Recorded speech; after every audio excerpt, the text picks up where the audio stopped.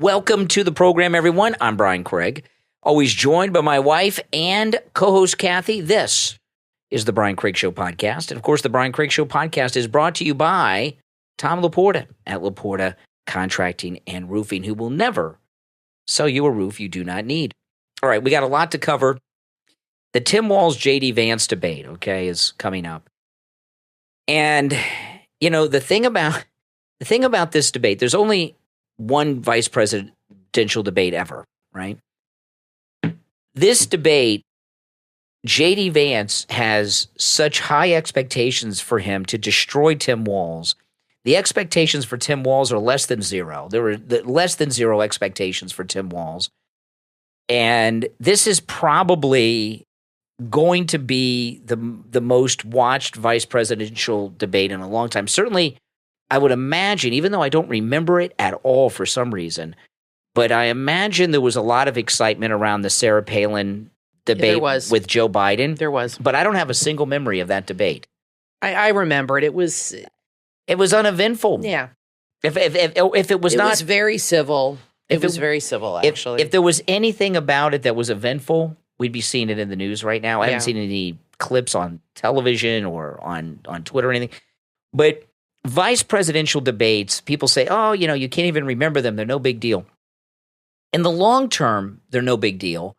But in the immediacy, this is probably the most important vice presidential debate in history because nobody knew who Tim Walz was until Kamala picked him. The guy is obviously a CCP, Chinese Communist Party asset. Right. I mean, who goes to Tiananmen Square and celebrates anything? That's the site of a massacre.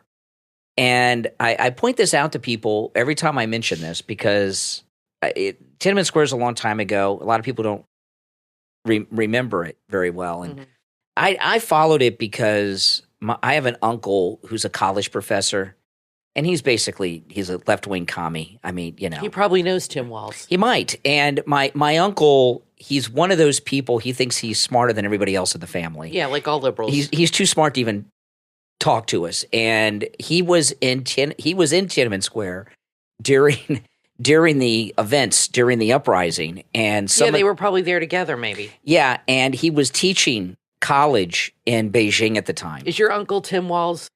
I haven't talked to my uncle in like over 30 years, okay? This is your dad's brother. My dad's brother. But I would bet you my uncle knows Tim Walz. Yeah, he knows my uncle. How old is your uncle? Do you know? He's got to be older than Tim Walz. Well, he is younger than my father, but my father is, how old is my dad? My dad is 74. Yeah. So he's probably in his late 60s to 70 years old, my uncle. So, and college professors live and teach forever. So I haven't talked to him in 30 years, but I know what he's doing. He's still doing it. And my uncle not only was in China, in Beijing, in Tiananmen Square at the time, he was covering it for ABC News a little bit. Isn't his wife Chinese? I don't know who he's married to. I haven't talked to him in 30 years. Wow. He could have been married 10 times since then. I don't know. But he once came to visit my grandmother many years ago when I was in high school at House in the Keys. And he brought these two people from China with him. And it was amazing. The one guy, it was a married couple. The husband was the son of a general in the Chinese Communist Army. And the wife was like a super big actress in China. She was actually in The Last Emperor. Remember that movie, The Last Emperor? She was in The Last Emperor. She played like the empress from like a long time in that movie. And they were visiting in the Keys. But anyway. Did that flip out your dad? Because your dad was in Vietnam. Oh, they would talk about, they talked about Vietnam. And your dad, I know, is a conservative. Did they get along? Yeah, they got along. But you know, these communist. So when Tiananmen Square was going on, and I had contact with my uncle then, I knew he was there, so I followed it a lot, and I followed the aftermath of it a lot. So I followed it probably a little closer than most people at the time because I had that my communist uncle and his connection to it. My goodness. But he probably, But Tiananmen Square is the site of a massacre. There's that famous photograph of the guy in front of the tank that they ran over that guy and killed him with the tank after that photo was taken, okay? Yeah, oh my gosh. And Tim Walz goes there and gets married and has parties and celebrates. He is a freaking sicko. So he's got a lot of baggage. He's done really no interviews. He sat next to Kamala during that Dana Bash thing, but he hasn't done interviews because everything about Tim Walz's life is a scandal.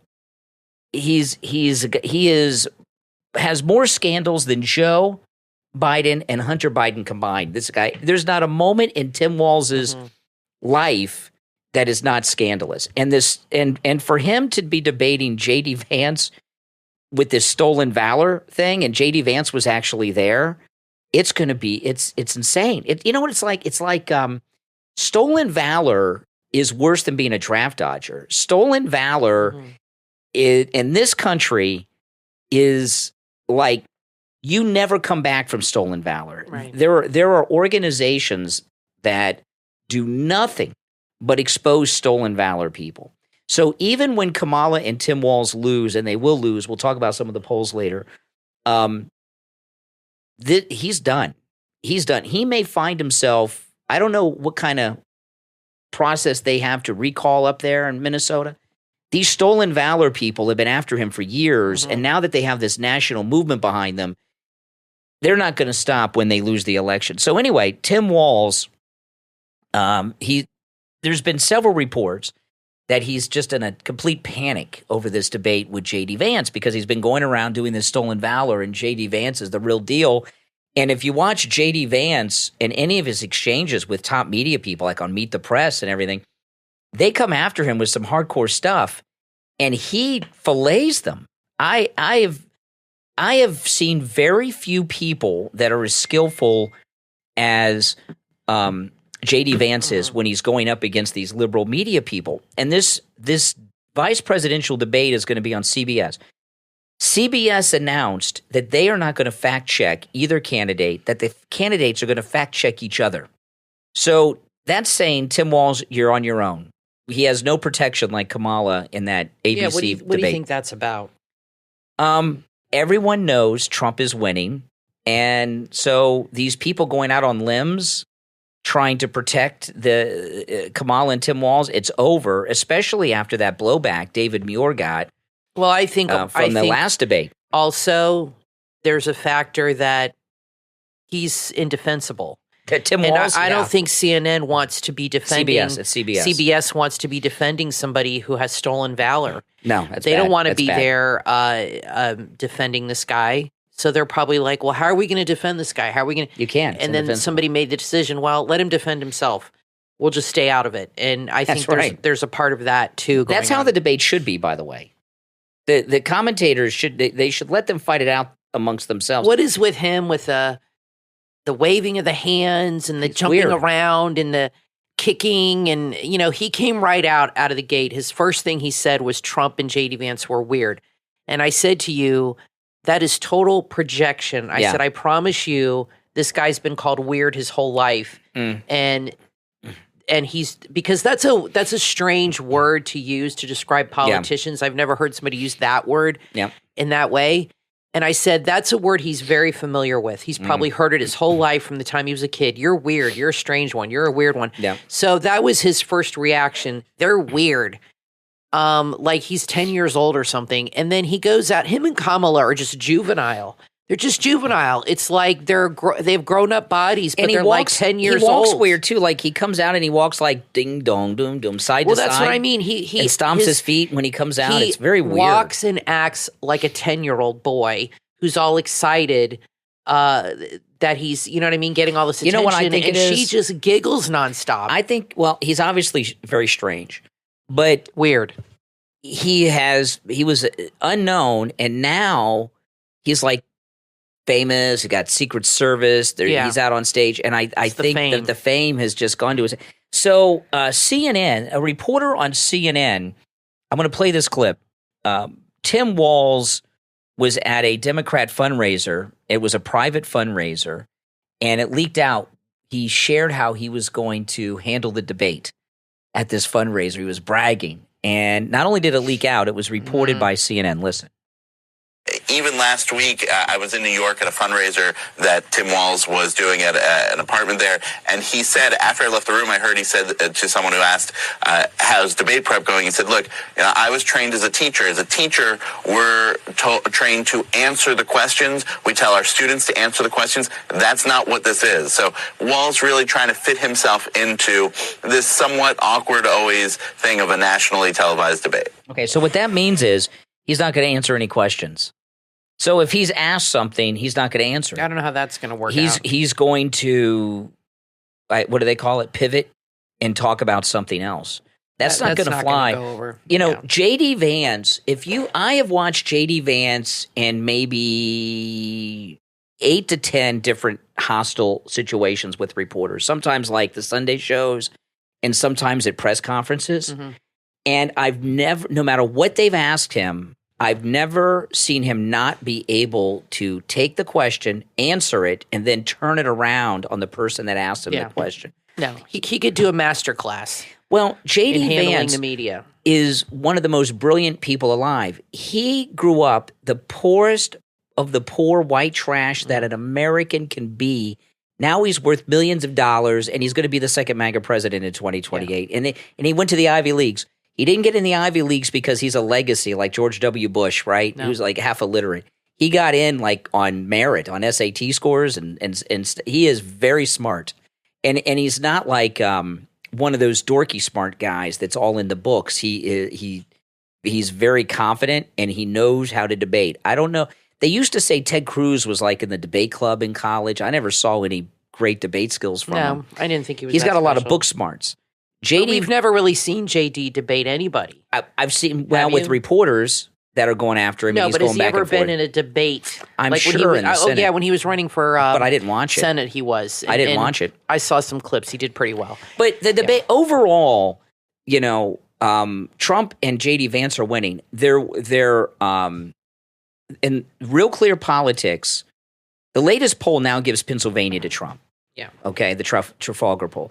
Real Clear Politics, the Real Clear Politics average for the Electoral College for the first time gives the Electoral College victory to Trump according to the Real Clear Politics average, okay? Trump had it when he was up against Biden, but then he lost it when the Real Clear Politics average was coming in with the Kamala polls, okay? Now he's gotten it back. Then it got leaked out over the weekend from a Democrat who's running for the Senate. She's got the internal polls. She said Kamala is underwater in Michigan. That means Trump is winning in Michigan. So the Real Clear Politics average was still giving Michigan to Kamala. She doesn't have it. That's 15 electoral votes. So Trump is close to 300 already, just with Pennsylvania and Michigan, and you only need 270 to win. So they've gotten it locked up. And what you're starting to find, I was talking this morning on the show that it looks like Kamala has given up. And I'll take it a step further than that now. To me, it looks like the Democrat Party and the media are starting to give up on covering for her and Tim Walz. Like this clip we just played about Tim Walz, that was from CNN, right? Yeah. So it to me, it looks like the media are like, okay, we're not covering for you guys anymore. We're done covering for you, right? It'll be an interesting debate, and a lot of people have preconceived ideas about J.D. Vance, especially if they don't like Trump. They, think he's a horrible person. Of course, they think we're all horrible people. So I think he'll leave a good impression. I think people will get a very bad impression of Tim Walz. I don't know. I don't know what he's going to be like. If he's going to be serious. He has a horrible, horrible record. I know that. I mean, he's given free stuff to all illegals in his state. He approved beyond abortion, the tampons in the boys' room, up to birth. Tampons in the boys' room. I mean, he is as radical as it gets. He might even be more radical than her, honestly, if that's even possible, because you go by his record. And I think J.D. Vance needs to focus on the stolen valor, but more importantly, focus on his record in Minnesota and what has happened in that state and everything. So it'll be interesting for sure. Oh, absolutely. Now, I want to thank our Patreon supporters for their support of the program. Thank you so much, guys. And those of you that are Patreon supporters, remember, Patreon supporters have access to commercial-free editions of all of our podcast episodes on on the Patreon page. If you go to the Patreon page, the podcast is I'm getting tons of text, are always uploaded commercial free, and you usually get the podcast a lot earlier than everybody else, okay? I put it up there before I upload it anywhere else, and it's always commercial free for Patreon supporters only. And if you'd like to become a Patreon supporter, there's a link in the description of this and every episode. Our top Patreon supporters get a live on-air thank you shout-out on each and every podcast. So the names you'll hear now are our top Patreon supporters. I want to thank Andrew and Connie, Christine, ETW, Chuck, D, Pamela, Rick, Nick, Wesley, Macho, Mike P, Carlos, Paulette, John, Heather, David, Maria in Texas, Richard, Alice, K-Mac, LeeZep, Shawna, Constance, George, Brandon, Rob and Trish Wilkerson, Christy R, and John S. These are our top Patreon supporters. We're going to take our first break. We've only just started. There's a lot more to cover. I'm Brian, always joined by my wife and co-host Kathy. We'll be back right after this.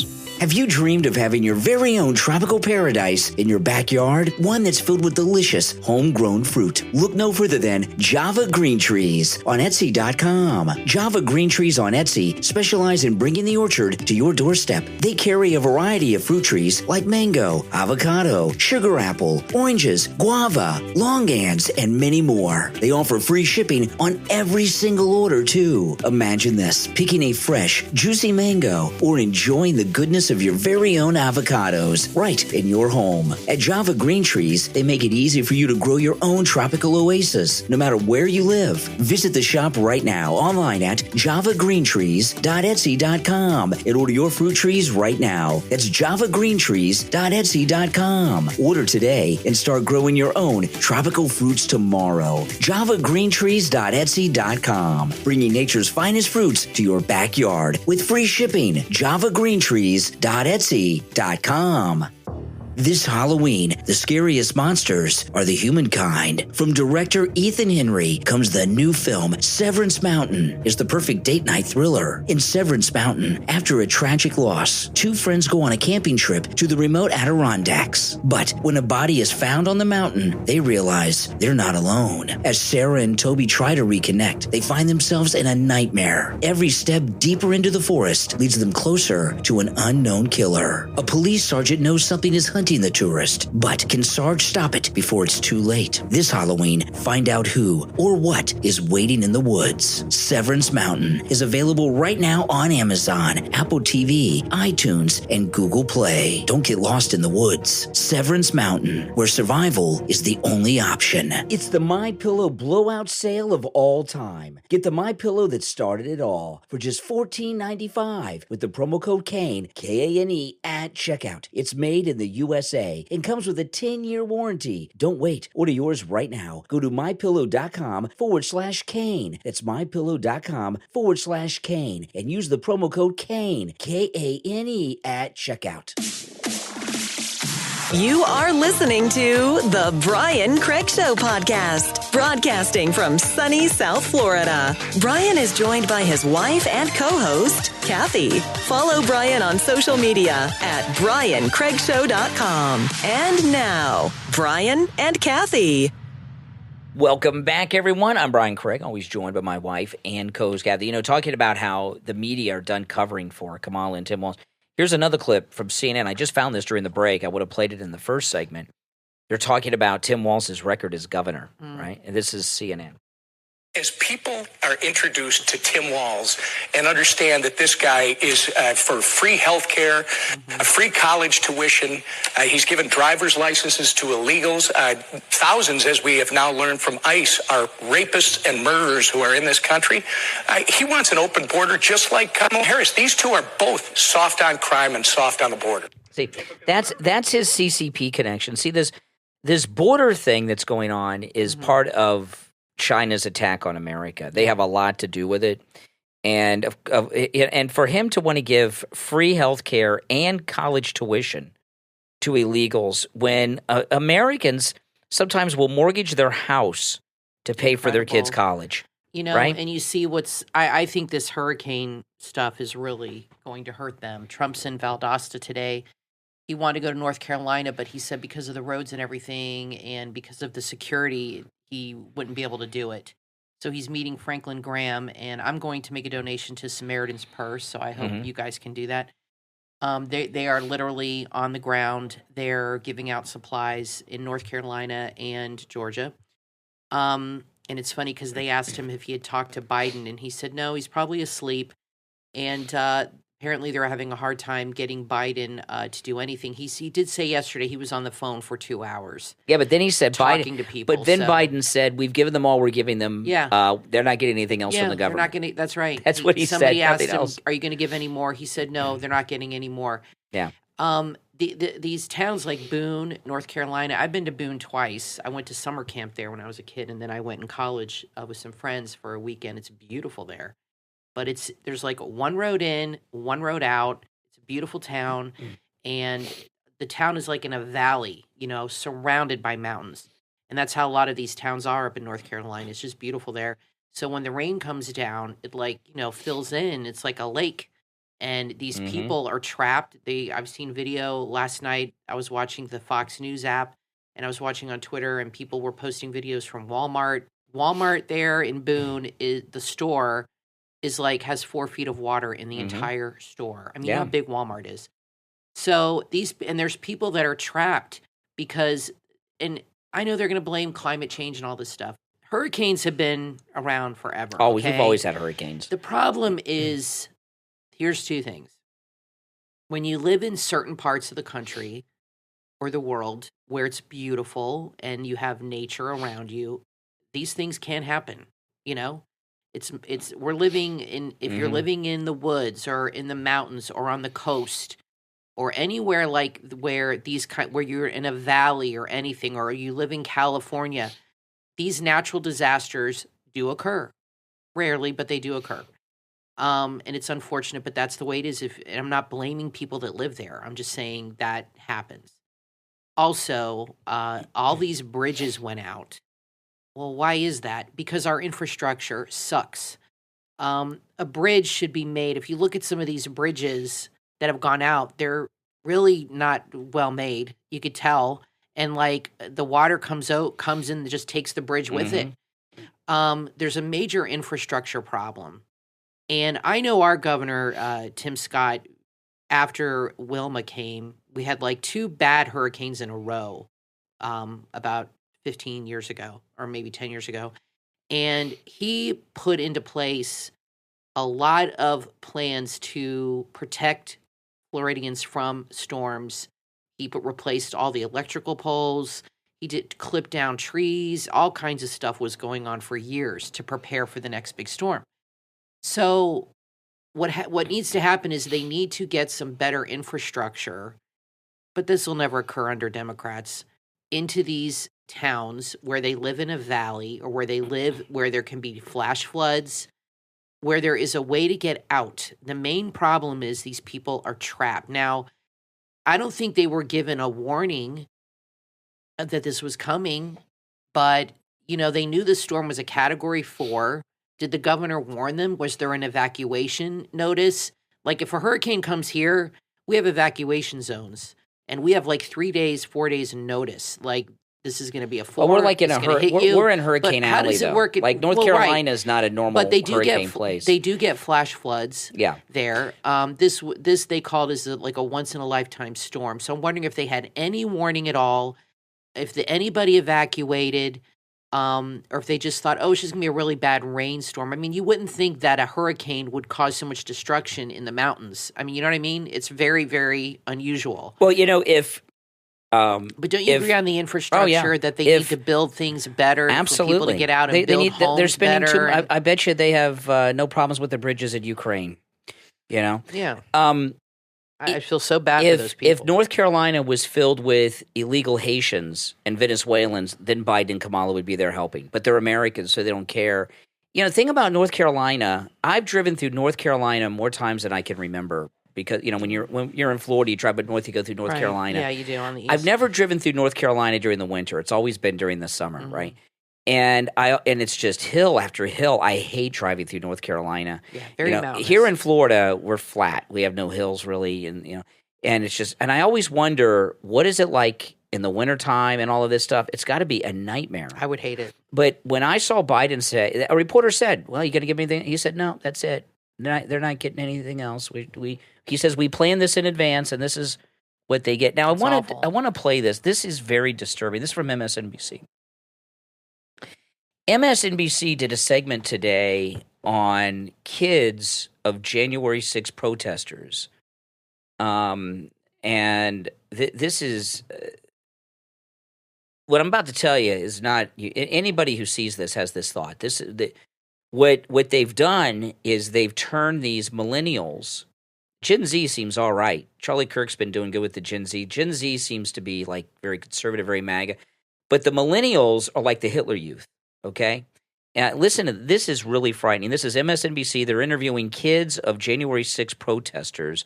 And the topic is how did they spot the radicalization in their parents? Radicalization means, supporting President Trump. Maybe the MAGA hat gives you an indication, right, that your parents might be radicalized. Held you to work again, turn in your father?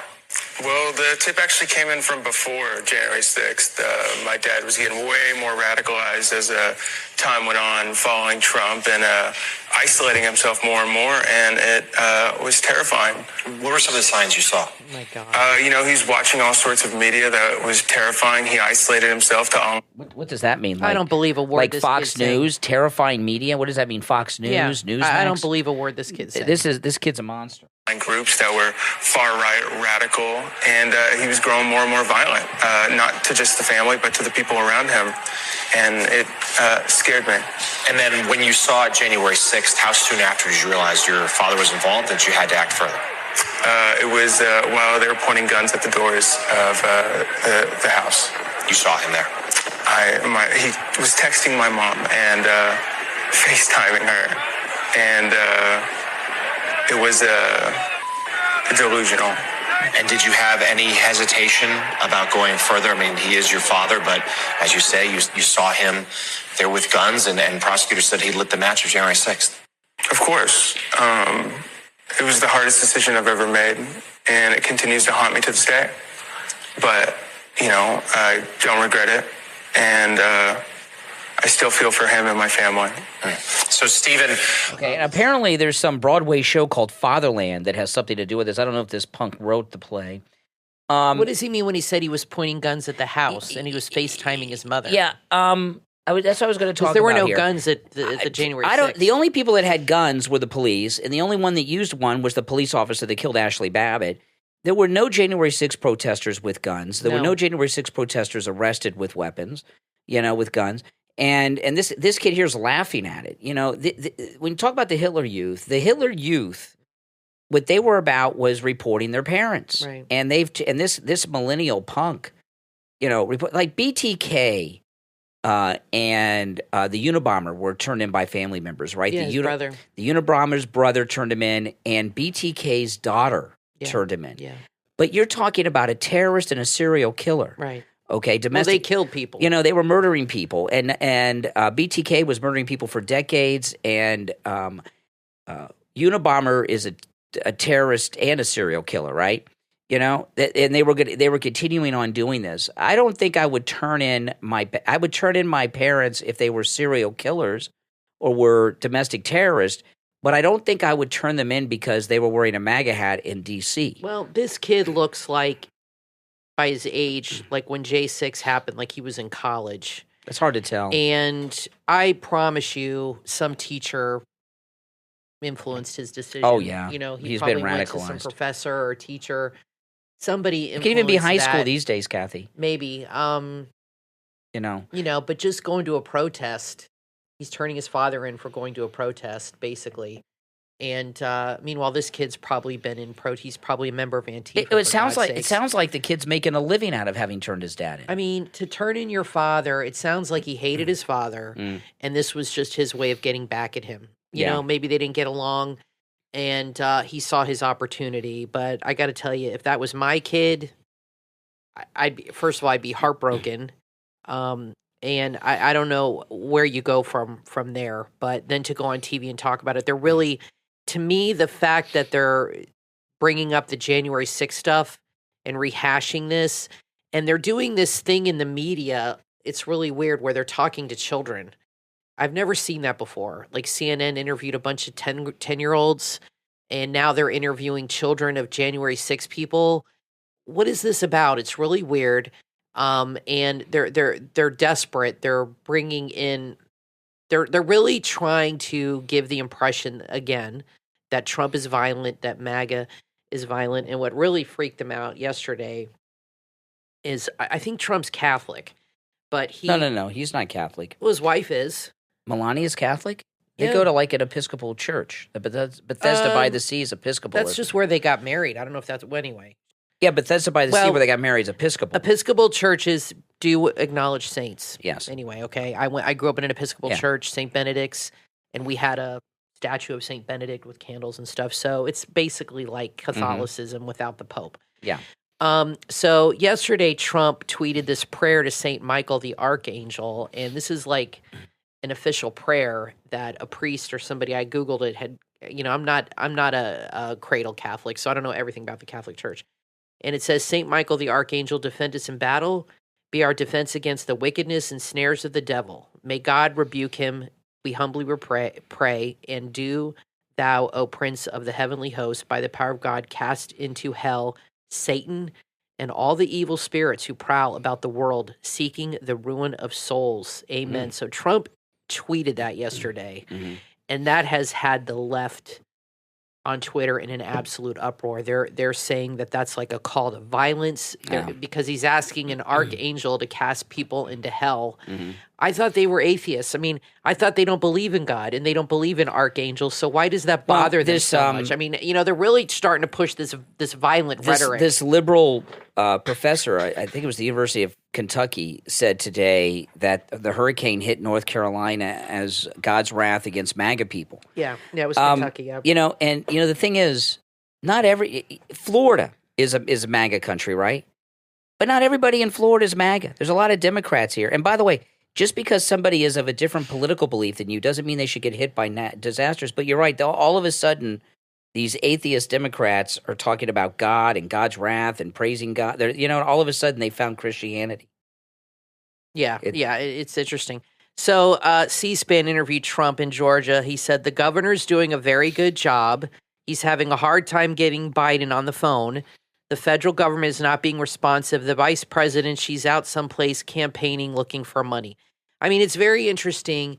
You have people that are really suffering when you have a natural disaster and you're stranded. It's being compared to Katrina. And even the stores are flooded where you cannot go and get food, especially if you've not prepared. Like if you prepare for a hurricane, like we do here, you have water, you have food, you're ready. Okay, you're ready. And they tell you be prepared for 2 weeks. But we're not in a valley. We're some people even and some people have boats that they go around the streets on, like in flood zones. You'll see them in a little canoe with an engine or something. But these are people that are not used to these kinds of things. Like I said, hurricanes don't typically affect mountainous areas. And you have people that are stranded. The bridges are out. I remember when we had a hurricane a couple years ago in Sarasota, in the West Coast in Sanibel, and it wiped out a whole bridge.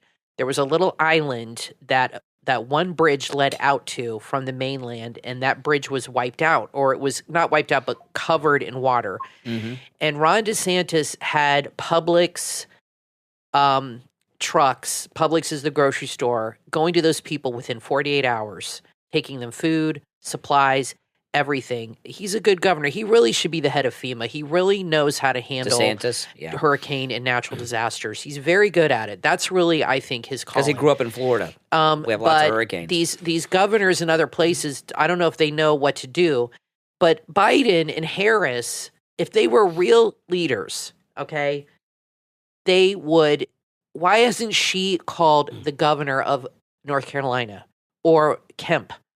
Why hasn't she called them or done something and said, we're here? I mean, she put out a tweet, and it's a picture of her writing on a piece of paper with earbuds in her ear on the plane sending good thoughts and prayers. What does that even mean? Like, get your ass over there, fly over there, and deliver some supplies and do something. They don't care. They don't give a damn at all. I think they're just incapable of empathy, period. That's what I was talking about with Kamala has given up. She's lost in Michigan, even though it's not official yet, but the internal...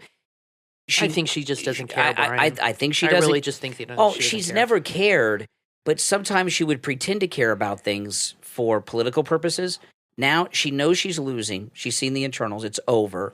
So now she's openly not caring. Do you understand what I mean? That's it. She's done. She's just counting the days until this is over now. I don't think she's that tuned in. I mean, I think you're giving her too much credit. Well, there's people that run her campaign. I think she's really stupid. That's true. And I don't think she knows what the hell's going on, honestly. I just don't think she knows what's happening at all. She just does what she's told. But I don't understand why, what kind of a person who wants to lead the country can't do something to draw attention to this or go. Now, she might end up going at the end of this week. It's too late. But it's too late. This is North Carolina. Isn't this a swing state? She's going to lose North Carolina now because of this. She is, and Trump will win. Kathy, it's actually doing. You know what? Something. It's going to hurt her in other states because people are going to see how heartless she is. She doesn't care.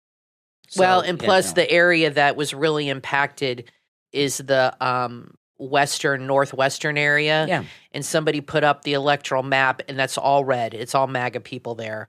And they said this is why they're not helping. Well, so even that, people are making political. That's how Democrats are. Republicans don't give people FEMA aid based on how they voted. And by the way, just because it's a red area of the state doesn't mean everybody there is Republican and MAGA anyway, right? A lot of Democrats there. Now, if you're in Florida, if you're in the state of Florida and you got hit by the hurricane and you need roof work done, a repair on your roof or a roof replacement, call Tom Laporta at Laporta Contracting and Roofing. He'll take good care of you. You know, when we had those last hurricanes on the Gulf Coast, he helped a lot of our listeners on the Gulf Coast. They got hit again. Yeah, and remember, Tom Laporta, he handles every type of structure, and no job is too big. No job too small, no job too big. He can handle a community with over 100 buildings in it, or he can handle your small single-family home like Kathy and I have, okay, and everything in between, as well as commercial buildings, as well as municipal buildings, even churches, okay? And he'll take care of all of your roofing needs. And if you have damage, he'll come out and he'll put the blue tarp on while they're, so you don't get wet while they're doing the repair or doing the work.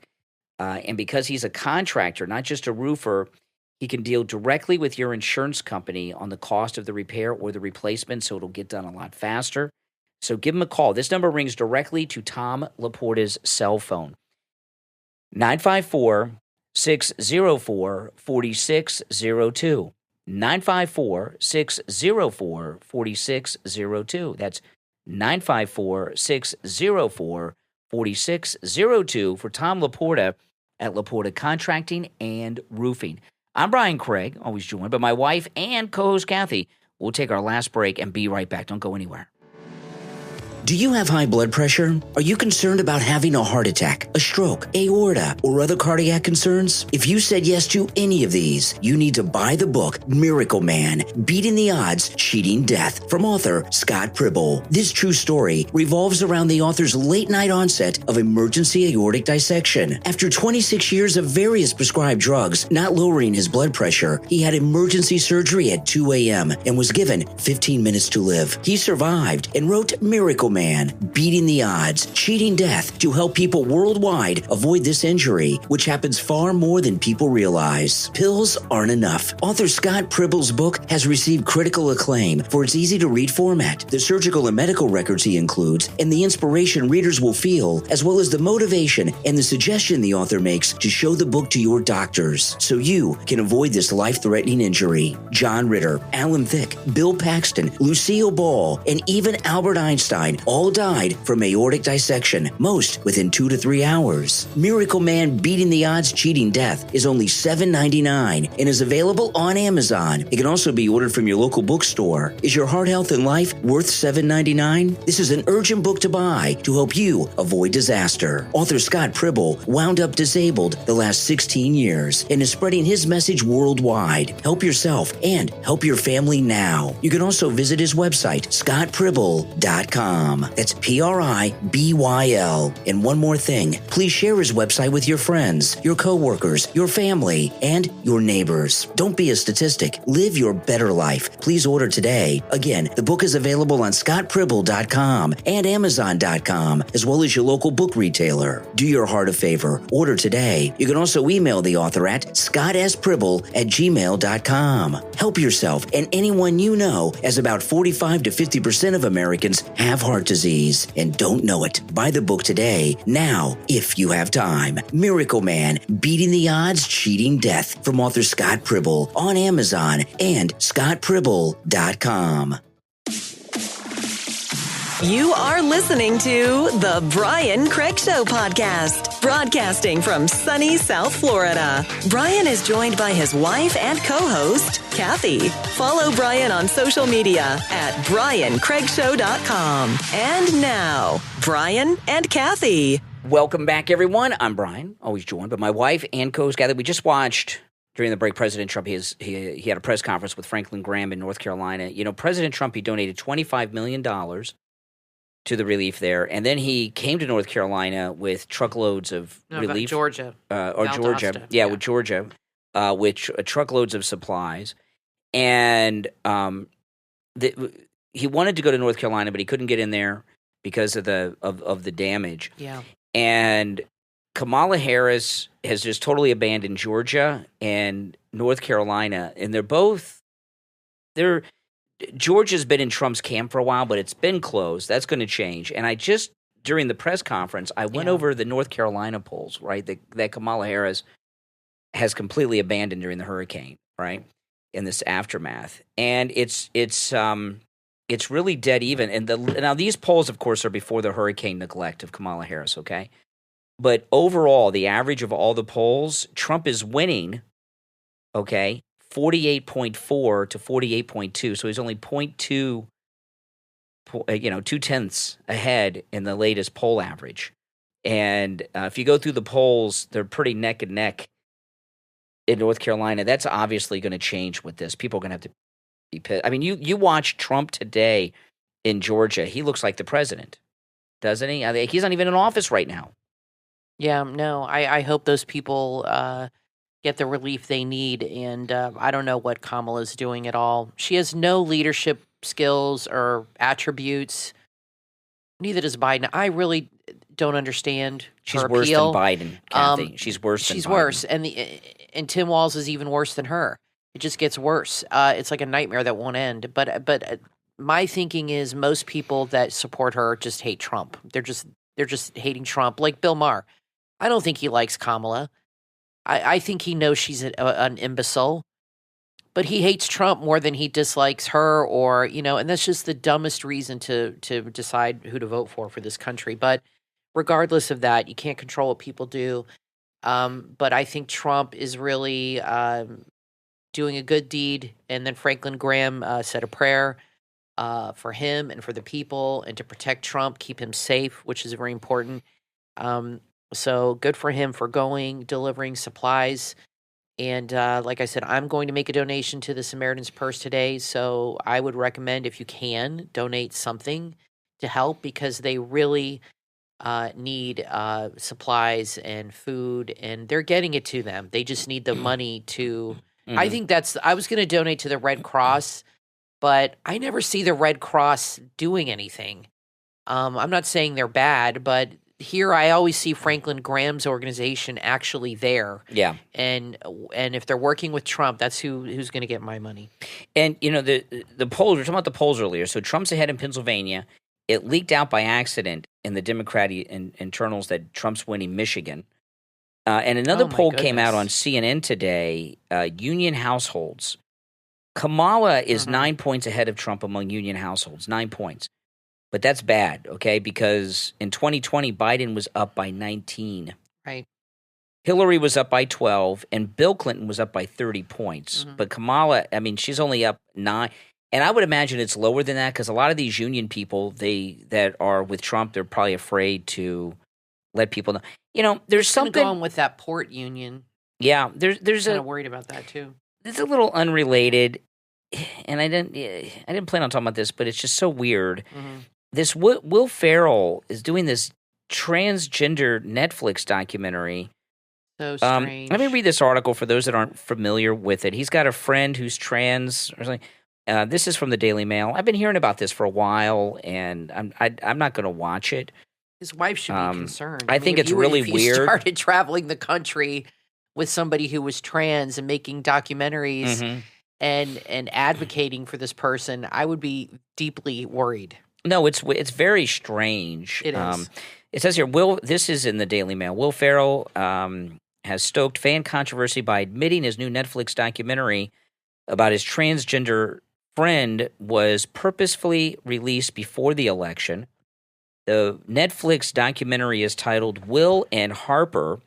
It follows the famous comedian and his best friend, Harper Steele, on a cross-country road trip after he came out as a trans woman. Yeah, I think, Kathy, if one of my buddies all of a sudden was trans and I say, hey, Kathy, I'm going to take a road trip with my buddy. He's now a chick. I think you would be like, what is going on? Well, I also read yesterday that Netflix had a huge drop in subscribers this week. You think over this? Probably part of it, and I think there was something else they put out. There's not much on Netflix really to watch. I mean, you know, we have a lot of apps. We do. And there is this new Wyatt Earp documentary series that I like that's on Netflix. It's very good. But Netflix, let me finish this, then we'll talk about Netflix, okay? This road trip documentary with Will Ferrell and his trans friend. It says here, it captures the trials and tribulations the duo faced as Steele transitioned later in life, and Ferrell was reintroduced to his friend. When we sat down with Netflix, we made it, you know, first off, I don't buy that it was some big surprise. You know, when Bruce Jenner became Caitlyn Jenner, we found out all these things, that his family, he was cross-dressing his whole life with, and everybody in his life always knew about it. It's not something that somebody just does. When we sat down with Netflix, this is Will Ferrell, we made it clear we wanted this to come out before the election. We wanted it to have enough runway for people to get and see it and start having important discussions in their living rooms about they really think trans this people. documentary. Boy, liberals really think high of themselves. They really think a documentary about a multimillionaire trans director and a multimillionaire actor is going to really sway people that can't afford to buy food. Unbelievable. We've heard from people who say they can't wait to see this with friends and family who maybe don't share the same viewpoint, and they're looking forward to watching it all together. Whatever. The decision has left fans divided, some saying the millionaire actor was trying to sway voters and distract from important issues. He wants to distract anybody from actually looking at the record and policies of the Democrats.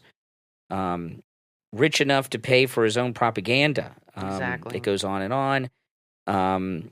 Let's see. Most Americans are not having discussions about stuff like this, says one person. They're not. Nobody cares. Nobody cares. You know, if this guy wants to wear a dress, I really don't give a damn. This is the thing about this is weird, okay? So stupid. You know, I have some friends that I've been friends with most of my life, okay? And, you know, I talked about it. You saw some of them in that video I did when I went to the Star Trek sets. Those were people I've known for 40 years, my friends that I went there with. And I have not seen some of them in 20 years or more. And it was like no time had passed. Right? Because we were good friends. We have connections. If I got together and one of them all of a sudden was like a trans chick, it would have been a whole nother thing. You know? You understand what I mean? It would have been a whole nother thing. Little weird. It would have been weird. It would have been very uncomfortable. But maybe I'm just uncomfortable. But I think it's weird that Will Ferrell's doing this. And I really feel like we're not going to know this anytime soon. Well, maybe we will. I really feel that there's something going on inside of Will Ferrell that he doesn't have the guts to share. Well, I don't know what that is. I'm not suggesting he's secretly trans or wants to be trans, but there's something in Will Ferrell's life that he doesn't have the guts to share, and he's using his friend as a prop. Well, now we know it was politically motivated. But I have to tell you, the average American really doesn't care about if somebody wants to be trans or not. The only time it's an issue, especially somebody who's like 70 years old, the only time it's an issue is when it involves children and when you have governments that want to take your children away from you because you won't let them cut off their boobs or get hysterectomies. That's when it is an issue, but this is not a big issue that's going to affect the ballot at all, in my opinion. I think people are going to vote based on two things, the economy and the border, and that's it. And maybe liberals think that these are important issues that people care about, but people are really struggling. They see all of this taxpayer money going to the Ukraine and to the illegals when they can't afford to eat. That's what they care about. People are absolutely fed up with the Democrats. They are fed up with the Democrats. They've had enough. There was a black preacher on X the other day talking about it, and he said, we've been voting for Democrats for 60 years, and they've done nothing for us. We don't own our own homes. We don't own our own businesses, and this and that. And he said, it's time to look at Republicans. Gee, you think? I don't know why they ever voted Democrat in the first place. I mean, Whoopi Goldberg thinks that Republicans are going to put her back in chains. Does she know that Democrats are the ones that had her in chains? Yeah. What does she mean, put us back in chains? We never had you in chains. We freed the slaves. We never had slaves. It was the Democrats that had slaves. We freed you, and men died for it. I don't understand how the Democrats have. It shows you how they've been able to brainwash people. They have successfully convinced a lot of black people that they are the party of the black man, and the Republicans are not. When the Republicans are the ones that were started by Lincoln and freed the slaves. The Democrats did the slavery. They did the Klan. They were behind Jim Crow. They were behind welfare. All these things that have hurt the black family and other families in this country. Everything they do, like Trump said, turns to shit. I mean, that's it. Everything they do is a disaster. They destroy everything they touch. They're horrible people, and they're stupid. They're evil. This thing with Will Ferrell, okay? Now, I know he's been around for a long time, and a lot of people may think that his career is over. But this is after this. But this is going to end it, and I'll tell you why. Most people are just like grossed out by the trans thing. I think so. And anytime Will Ferrell does something, people are going to start to wonder, why did you go on a road trip with this transgender person? What's that all about? He will live to regret doing this. It's very he will live very to regret bizarre. Doing this. Yeah. A lot of when someone's a celebrity like that and they're a comedian, and then all of a sudden they become an activist. He's not that kind of comedian that's an activist. And to become an activist for this this is a career ender for him. It will hurt him. He's still going to work and do movies and stuff. I'm not saying he's not going to get any work, but he's never going to have a hit again. But this is going to really turn people off forever and ever and ever and ever.